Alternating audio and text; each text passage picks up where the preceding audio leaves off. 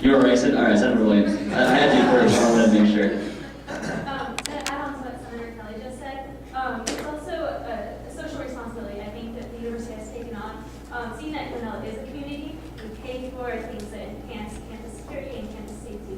And I think this is one of those programs that definitely adds to that. So I'd hate to see it go or be harmed in any way as a result of not allocating this portion of our fees. Also, to remain competitive in the Big 12, as well as peer institutions, other institutions do have similar services. And I know for my parents, it was something that I could tell them about the University of Nebraska that they supported and they saw as a great way for me as a college student going off on my own to make sure that I was safe and to really just, I know it's a thing of responsibility a lot of the time, and that's where the issue lies. But me coming in as a responsible student, I'm in full support of this service just in case. And that's what matters, the emergency aspect. Thank you, Senator Williams. Senator Ager. I have both a question and a comment. The question is for either President Collins or Chair Lodia, whoever can answer it best.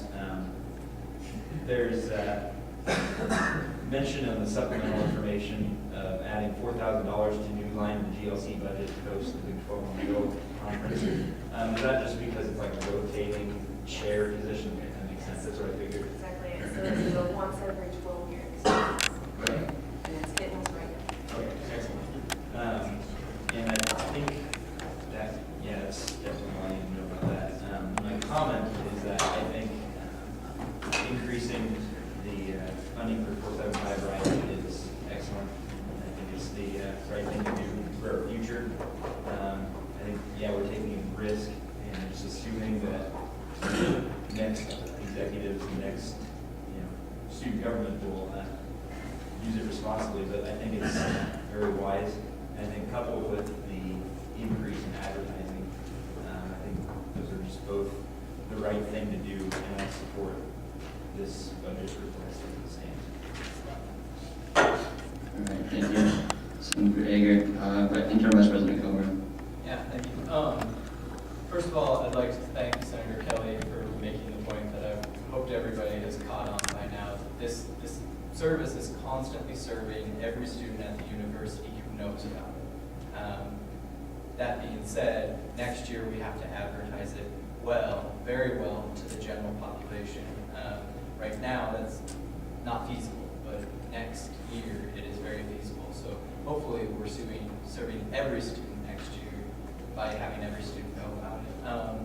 I think that the other thing is that I haven't really thought about it this way, but I am in no way put into this program. It's been the bane of my existence for about 4 months now. And if I thought that it was insolvent and I didn't think that it had a huge upside, I would tell ASUN to do what it could to cut its losses. The thing is that my assumption is that we've basically erased abuse. Abuse isn't happening very much. We sent out 192 letters in October, I think, is about what We sent out 96 in October. But anyway, we sent out a ridiculous amount.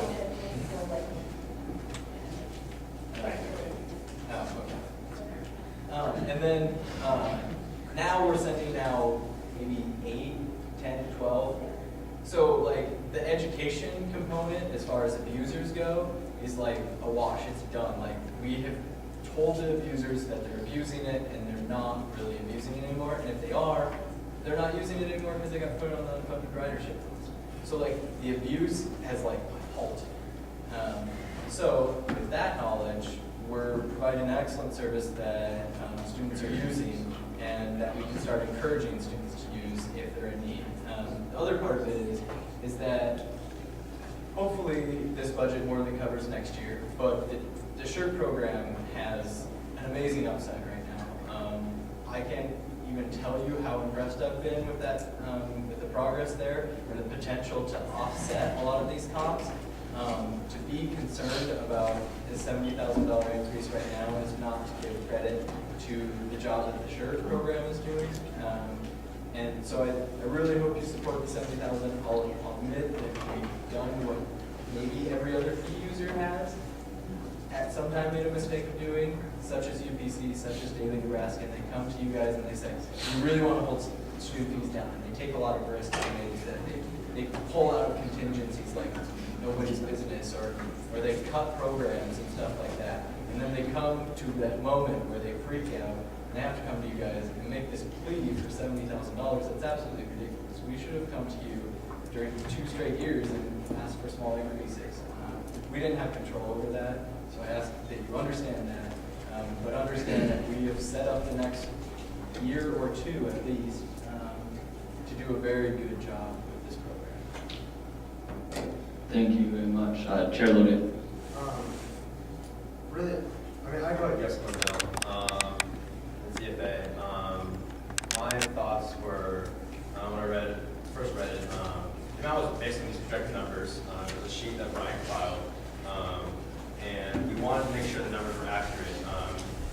The reason we don't ask other fees is that not other fees would come up with projections unfortunately by Brian. It was like a unique thing. We wanted to just make sure it's correct. Because these projected numbers don't take into account the decrease in ridership either that we've been experiencing as recently. And at least from what we were presented at CFA, they were not at the time we voted on them.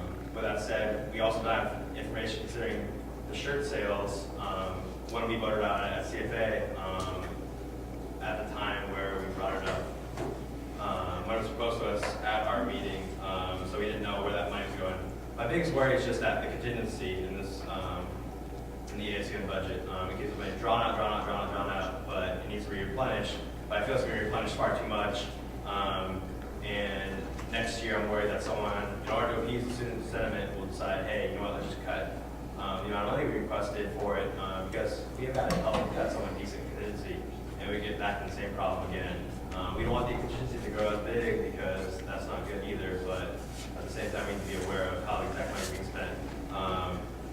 Knowing hopefully now, hopefully soon, that there's current up-to-date numbers, I look forward to seeing those. At CFA, for my vote, I just voted on it, assuming that numbers were in check, but we still didn't have any exact numbers. Senator Solomon. Yeah, I would like to, I guess, piggyback off something you said. I think this program is very unique in the fact that it has statistics that talk about unique users and to present with you, or to you, at least information telling you which students are unique to this program and giving you multiple dimensions of variations to what might be happening with this service if X percent of students ride it, how many times. I remember seeing that information when I was sitting in the audience during these meetings, and I thought, wow, that's something that other fee users don't do. Tonight, we were asked to approve a $40,000 UPC increase without knowing how much they spend per show or how many people they have attending each shows. But this budget is different because we have that information. We know what students are unique. We know how much is spent per ride, what the progress is per month on decreasing this program. And I would like to take a step back and sort of tell why we're in this mess with our contingency, because when the contingency was great and had a lot of money in it, student body president decided to be the first president in ASUN's history to cut student fees, or to ask for a decrease in the ASUN fee, and drew a ton of money out of that contingency money. I think it's safe to say we know what we learned from the past, and we know what happens when you try to do things like that. And I would encourage everyone here to trust whoever it is that gets elected next year, that they can do the same thing. And I would trust these execs to transition these people to know what it takes to make this program successful. I have the utmost trust that they will operate the system and operate their transition as well as they possibly can.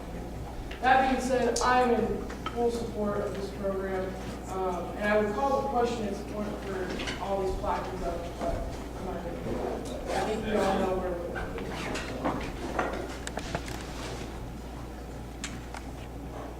All right, I'm gonna warn. It's too late.